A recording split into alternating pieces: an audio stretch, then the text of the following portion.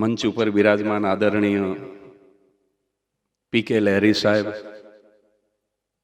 આદરણીય ભાગ્યેશ ઝા સાહેબ, આદરણીય તુષારભાઈ શુક્લ અને મારા ત્રણેય અંગત મિત્રો સંજયભાઈ રાવલ, માયાભાઈ આહિર અને સાંઈરામ દવે, અહીંયા સ્ટેજની સામે એવી બધી હસ્તીઓ બિરાજમાન છે, સ્વનામધન્ય, વિશ્વવિખ્યાત.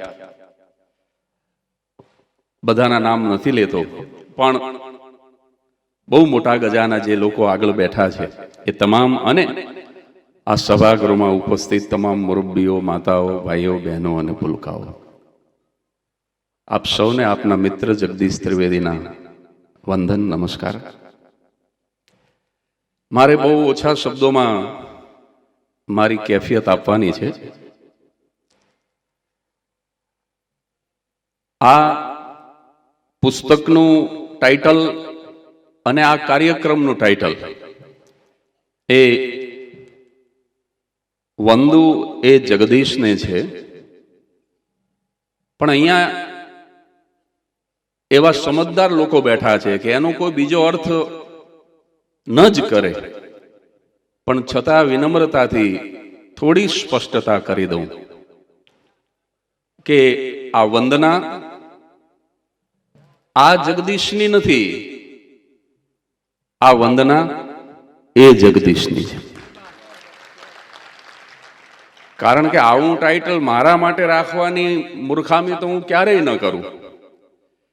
એટલે આ નાનકડી સ્પષ્ટતા કે આજે જે વંદના કરવા માટે આપણે સૌ એકત્રિત થયા છીએ એ ઉર્મિલાબેન લાભશંકરભાઈ ત્રિવેદીનો જગદીશ નથી, દેવકીબેન વસુદેવભાઈ યાદવનો જગદીશ છે.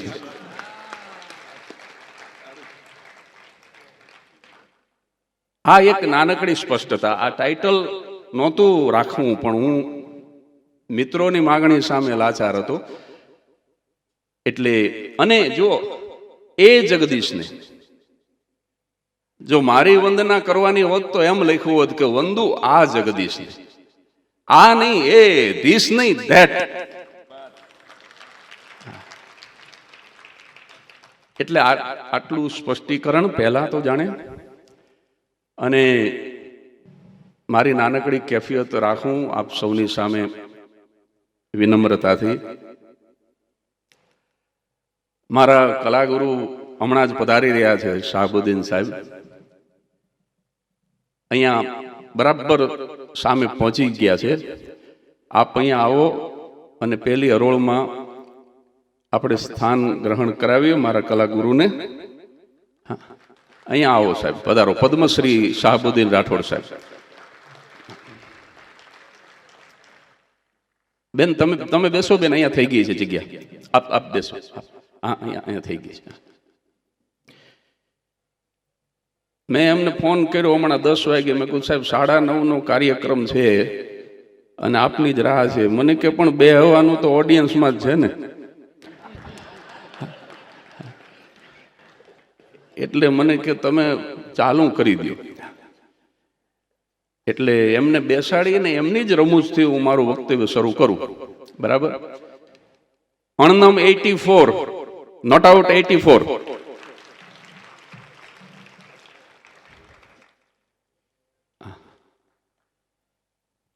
હવે આ દ્વાર છે ને, આ દ્વાર બંધ રાખજો ભાઈ ભરત. આ દ્વાર હવે કોઈને પ્રવેશ ન આપશો પ્લીઝ. હા, એ બંધ જ કરી દો હવે, કાર્યક્રમ પૂરો થાય ત્યાં સુધી. તો હું જે વાત કરતો હતો ત્યાં પહોંચી જવું. મારા કલાગુરુની જ એક રમૂજ સાથે મારા વક્તવ્યને આગળ વધારું. ગઈ 12મી ઓક્ટોબરે મારો જન્મદિવસ હતો. 5 દિવસ પહેલા મેં 55 વર્ષ પૂરા કર્યા મારી જિંદગીના. પણ આ ઉછીની રમૂજ મારા ગુરુની છે કે ઘણું ધ્યાન રાખ્યું તોય 55 પૂરા થઈ ગયા. પણ આ હસાવા માટે નથી કહેતો સાહેબ, હકીકત છે કે 55 પૂરા ન થાય. 55 તો શું સાહેબ, પણ 50 વર્ષ પણ પૂરા ન થાય એના માટે મેં મારી જવાનીમાં નિષ્ઠાપૂર્વક પ્રયાસો કર્યા છે. હા, એક તો જોખમી પ્રવાસો કર્યા. મારા ડ્રાઇવિંગની અંદર જે લોકો બેઠા છે બધા જાણે છે કે ખૂબ જ રફ ડ્રાઇવિંગ. મારા પત્ની ઘણીવાર રમૂજમાં એવું કહે પણ ખરા કે માણાનો જેવો સ્વભાવ એવું એનું ડ્રાઇવિંગ. એટલે એક તો જોખમી પ્રવાસો ખૂબ કર્યા, બીજું જોખમી વ્યસનો કર્યા. વ્યસનોના પરિવારનો મોભી કહેવાય, એને વર્ષો સુધી પાળ્યો. અને ત્રીજું અનેક ઘાત ગઈ સાહેબ. હું બધી યાદી બતાવવા બેસું તો સમય જાય, મારે તો 5 મિનિટમાં પૂરું કરવું છે, પણ 3 તો ખાસ કહું તમને એક મિનિટમાં. અહીંયા ગોપાલ બારોટ અહીંયા બેઠો છે. કલકત્તાના કાર્યક્રમો પૂરા કરી 1996માં આદરણીય મહેશભાઈ શાસ્ત્રી, હું અને ગોપાલ બારોટ અમે ગીતાંજલિ એક્સપ્રેસમાં કલકત્તાથી મુંબઈ આવતા હતા 1996માં. અને રાત્રે 2:30 વાગે સાહેબ અમને બધાને હુતેલા જોયા તો ટ્રેન નહીં હોવાનું મન થયું. એ આડા પડખે થઈ અને એન્જિનથી શરૂ કરીને આગળના 14 ડબ્બા સાહેબ પાટા ઉપરથી ઉથલી ગયા. પણ તમને ખરેખર આમ આનંદ થશે જાણીને, આ કોઈ ચમત્કાર નથી પણ યોગાનું યોગ. 14 ડબ્બા પાટા ઉપરથી ઉતરી ગયા ગીતાંજલિ ટ્રેનના, અને 15મા ડબ્બામાં અમે ત્રણેય હુતા હતા. મહેશ શાસ્ત્રી, હું ગોપાલ બારોટ. એટલે આવા 3 ખાલી કહું છું તમને સત્ય ઘટનાના પ્રસંગો. એક બીજા પ્રસંગનો સાક્ષી એ ગોપાલ આફ્રિકાનો પ્રવાસ પૂરો કરી, જિંદગીનો બીજો જ વિદેશ પ્રવાસ. હું ગોપાલ બારોટ અને સ્વર્ગસ્થ જયદેવ ગઢવી અમે 97માં નાઇરોબીથી કેન્યા એરવેઝમાં બેઠા અને ટેક ઓફ થયું અને સ્ટેડી થઈ ફ્લાઇટ લગભગ 1.5 કલાક. એટલે દરિયાની ઉપર અમે 400 કિલોમીટર અંદર હતા અને હળવેકથી એનાઉન્સમેન્ટ થયું કે આપણા વિમાનમાં ખોટકો થાય એવું છે અને આપણે હવે મુંબઈ નથી જતા, આપણે પાછા નાઇરોબી જઈએ છીએ. હવે એક તો આપણે હાવ આમ સામાન્ય મૂડમાં હોય ને તોય અંગ્રેજી બોલવામાં તકલીફ પડે. આવી પરિસ્થિતિમાં મેં અંગ્રેજીમાં પૂછ્યું કેન્યા એરવેઝની એરોસ્ટેસને કે આ પ્રોબ્લેમ મેજર છે કે માઇનોર, અને એને મને એટલો જ જવાબ આપ્યો એ કે પ્રોબ્લેમ માઇનોર છે પણ ગમે ત્યારે એ મેજરમાં કન્વર્ટ થઈ શકે એવું છે. આ કોઈ જોક નથી સાહેબ, આ સાક્ષી.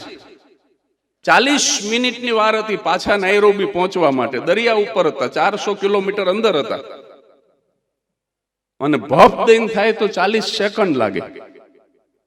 અને એ 40 મિનિટ અમે કાઢી અને પાછા નાઇરોબી ઉતર્યા અને એ જ વિમાન રિપેર થયું ને એમાં જ બેહાડીને પાછા અમને મુંબઈ લઈ આવ્યા.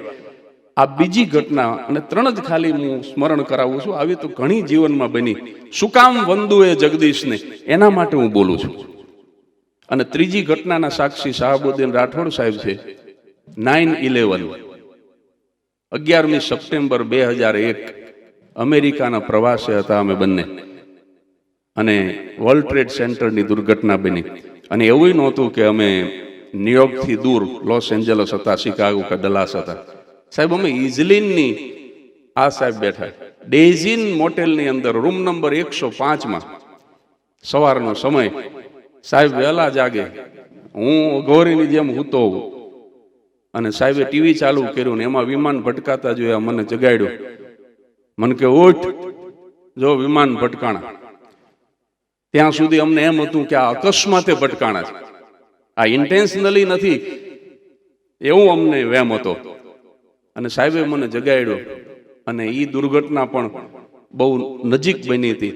સાહેબે અવારનવાર અમે મુંબઈ જતા હોય ટ્રેનની અંદર સૌરાષ્ટ્ર મેલમાં, એટલે ફોન આવે, ભાતું તું લઈ લેજે. સુરેન્દ્રનગરથી હું ભાતું લઈને ચડું, સવારે હું હૂતો હોય, બોરીવલી જાય એટલે સાહેબ કે ભાઈ ઉઠ, ટિકિટનો કહ કાઢ્યો તે. અવારનવાર મને જગાડ્યો છે. અને આ વાત એટલા માટે કરું છું સાહેબ, સ્થૂળ અર્થમાં નહીં, મારા ગુરુએ મને સૂક્ષ્મ અર્થમાં પણ જગાડ્યો છે કાયમ. આજે હું જે કંઈ કરી શક્યો એમાં એમનો મોટો ફાળો છે. આવી જ રીતે ખાલી હળબલાવી નથી જગાડ્યો, પણ 3 આ દુર્ઘટના એટલે યાદ કરી કે જેમાં જીવ જઈ શકે એવી આવી અનેક ઘાત મારા જીવનમાંથી ગઈ.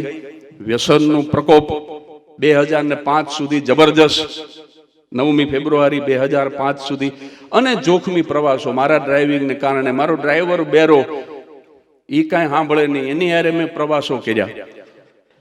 એટલે અસંખ્ય જોખમ વચ્ચે આ જિંદગી જીવતા જીવતા 55 વર્ષ પૂરા થઈ ગયા અને હજી શરીરને ઉજરડો નથી પડ્યો. એટલે વંદુ એ જગદીશને. એ ઈશ્વરે આ જગદીશને જીવતો રાખ્યો, એટલા માટે વંદુ એ જગદીશને. એનો હું આભાર કયા શબ્દોમાં માનું કે 55 વર્ષ આ રીતે છોકરમતમાં, ગાનપણમાં પૂરા થઈ ગયા. અને આ કાર્યક્રમ જે કરવાનો ઉપક્રમ છે એ પણ હું માત્ર 5 મિનિટમાં કહી દઉં. આ કાર્યક્રમ કરવાનો નહોતો. વિરેન્દ્રભાઈ આચાર્ય, નગરપાલિકાના પ્રમુખ, જેમણે સ્વાગત પ્રવચન કર્યું, અને છેલ્લે જે પ્રદીપભાઈ આવ્યા, બ્રહ્મ આગેવાન અને અત્યારે જાણીતા બિલ્ડર અમદાવાદના, આ બંને બ્રહ્મ આગેવાન, બંને મારા ભાઈ.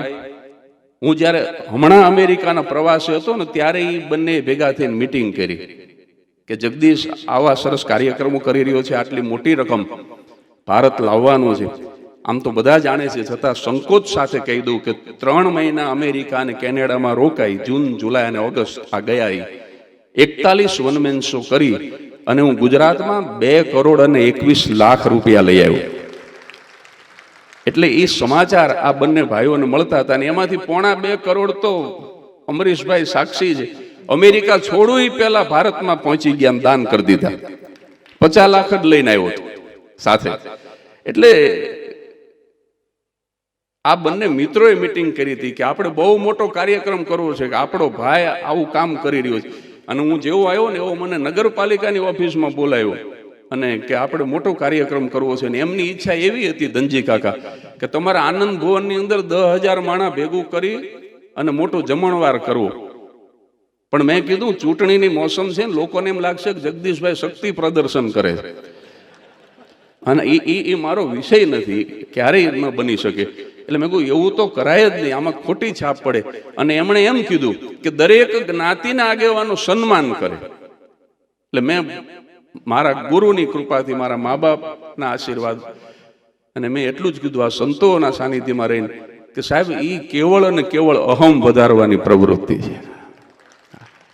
તમે કંઈ પણ સારું કામ કરો અને પછી તમે સન્માન સ્વીકારો. સાહેબ હું તો મારા નિજાનંદ માટે કરું છું, મારા આત્માના કલ્યાણ માટે કરું છું.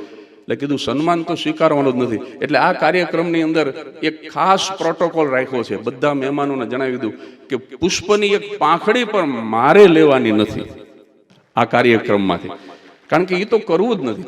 પણ પછી આ બંનેનો આવો મોટો આગ્રહ હતો, એટલે પછી એનું જેટલું થઈ શકે એટલું સંક્ષિપ્ત સ્વરૂપ આ કર્યું. મેં કીધું આપણે એક કામ કરીએ, સન્માન નથી કરવું, બહુ મોટો જમણવારે નથી રાખવો, આપણે ઓડિટોરિયમની અંદર 1000 માણસો ભેગા કરીએ, આપણા ગમતા માણસો, જેને આ કાર્યક્રમ ગમે એવા માણસો, અને આપણને ગમતા વક્તાઓને આપણે વિનંતી કરીને બોલાવીએ. એટલે આ સંસ્કારીને અપાયેલું સ્વરૂપ છે આ 10,000 માણસોના કાર્યક્રમનું. અને અહીંયા આ 6 ખૂબ જ મોટા ગજાના વિશ્વ વિખ્યાત આ સાક્ષરો અહીંયા આવ્યા, અને આવા બધા અહીંયા ઓડિયન્સની અંદર કેવળ સાંભળવા માટે આવ્યા. એમની બહુ મોટી કરુણા છે મારા ઉપર. બસ વિશેષ કશું જ નથી કહેતો. અને આ પુસ્તક વિશે એક જ મિનિટમાં કહી દઉં કે આ પુસ્તકનો પ્રકાશક હમણાં આવશે સ્ટેજ ઉપર વિમોચન વખતે. અર્જુન દવે કરીને છોકરો છે રાજકોટનો. અર્જુન ક્યાં બેઠો છે? આ બેઠો પાછળ. હા, આ જુવાનડો મારી પાસે આવ્યો, ઘરનો પતો પૂછતો જગદીશ ત્રિવેદી ક્યાં રહે છે, અને પછી મને કે મારે તમારું જીવન ચરિત્ર પ્રગટ કરવું છે. એટલે આમ તો સાંભળીને મને ગલગલિયા બહુ થયા સાહેબ, શેરડા ફૂટે હો કોક આવું કહે ત્યારે. પણ અમે કલાકારો પાછા અભિનયની અંદર એકા હોય, મેં મારો આનંદ પ્રગટ ન થવા દીધો. અને મેં એને કીધું, મેં કીધું ભાઈ જીવન ચરિત્રને લાયક હજી મારું જીવન નથી. મને કે એ આપણે વાચકો ઉપર અને સમાજ ઉપર છોડી દે. તો મેં કીધું બીજી શરત કે આ પુસ્તકમાંથી જો કમાણી ન કરવાની હોય અને આ પુસ્તક પેટે મારે 1 રૂપિયો ન આપવાનો હોય તો પ્રગટ કરો. અને આ માણસે સ્વીકાર્યું. અર્જુન ઊભો થાય 1 મિનિટ. એ કે આમાંથી 1 પણ રૂપિયો હું કમાઈશ નહીં. આ 1000 નકલ છાપી છે, એમાં 600 વેચાઈ ગઈ છે વિમોચન થાય પહેલા, 400 આજ માટે રાખી.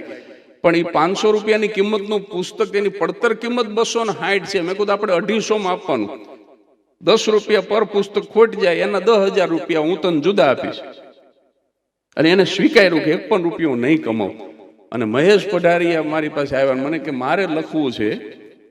અને ત્યારે મહેશ સાથે મેં શરત એ કરી હતી કે કેવળ જો વખાણ કરવાના હોય તો તમે ન લખશો. આ પુસ્તક એટલા માટે હું વિનંતી કરું છું, આ પુસ્તક વેચવા માટે નથી કરતો, પણ આ પુસ્તક અચૂક એક વખત તમે બધા વાંચજો.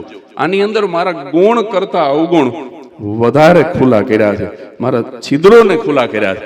મેં જીવનમાં જે ભૂલો કરી એને અનાવૃત કરી છે. એટલે જેમનું તેમ આ મારું જીવન 55 વર્ષનું એ આ પુસ્તકમાં મૂક્યું છે. એટલે એ રીતે આ પુસ્તક પ્રગટ થવાનું છે હમણાં. અને આ મહેમાનો બધા આવ્યા છે, માનવંતા છે, મોઘેરા છે, ખૂબ સારા વક્તાઓ છે, એમને પ્રેમથી સાંભળીએ. પણ આટલી કેફિયત મારે રજૂ કરવી પડે કે જેથી કરીને બધાને ખ્યાલ આવે કે ખરેખર આ ઉપક્રમ શું છે. અને રહી વાત પૂજ્ય ભાઈશ્રીની, પૂજ્ય ભાઈશ્રી હરિદ્વારની કથામાંથી આવ્યા. કાલ સાંજ સુધી એવું નક્કી જ હતું, ધનજી કાકાને ત્યાં ભોજન સમારંભ પણ ગોઠવાઈ ગયો હતો. અને થોડોક આરામ કરશે, નાદુરસ્ત તબિયત છે ને કે સાંજે પ્રોગ્રામમાં પહોંચવાનું છે અમદાવાદ, તો ધનજી કાકાને ત્યાં થોડોક આરામ પણ કરશે. મેં કીધું કાંઈ વાંધો નહીં. પણ રાત્રે ડૉક્ટરને મળ્યા પછી ગૌતમભાઈનો મને ફોન આવ્યો 11 વાગે કે ડૉક્ટર એમ કહે છે કે આ ટેમ્પરેચર વધતું જાય છે અને પ્રવાસ પણ કરવાની ના પાડું છું. અને ચાર્ટર પ્લેનમાં પોરબંદર જવાના છે અમદાવાદથી. અને છતાં એમણે ઉદારતા એવી દેખાડી કે તમે જ્યારે કહેશો ત્યારે ઓડિયો કોલ, ફોન અહીંયા રાખી અને ભાઈશ્રી આશીર્વચન આપશે એવું એમને તોય કીધું કે હું બોલીશ. પણ મારી એવી ઈચ્છા છે કે આવી પરિસ્થિતિમાં આપણે સંતને તકલીફ ન અપાય, એમને આરામ કરવા દેવાય. એટલે મેં કીધું કે ના, અમારા સ્વાર્થ, નાનકડા સ્વાર્થ માટે તમારી તબિયતને હાનિ ન પહોંચાડે. એટલે હજી પ્રદીપભાઈ ઉપર ફોન આવવાનો છે, એ ફોન હાથમાં લઈને ઊભા છે. પણ કદાચ આપણે એવું નહીં કરીએ જેથી કરીને એમની તબિયત થોડી વધારે આમ તેમ થાય. બસ આટલી જ વાત મારે તમારી સામે મૂકવાની હતી. મન ભરી અને આ 6 વક્તાઓને આપણે માણીએ. અને ત્યારબાદ મેં કહ્યું એમ સુંદર મજાનો પ્રસાદ ત્યાં તૈયાર છે, એની જાહેરાત ભાઈ કરશે. આપ સૌ આવ્યા, આટલે દૂરથી આવ્યા, આટલા વહેલા આવ્યા, સૌનો હૃદયથી આભાર. Thank you very much.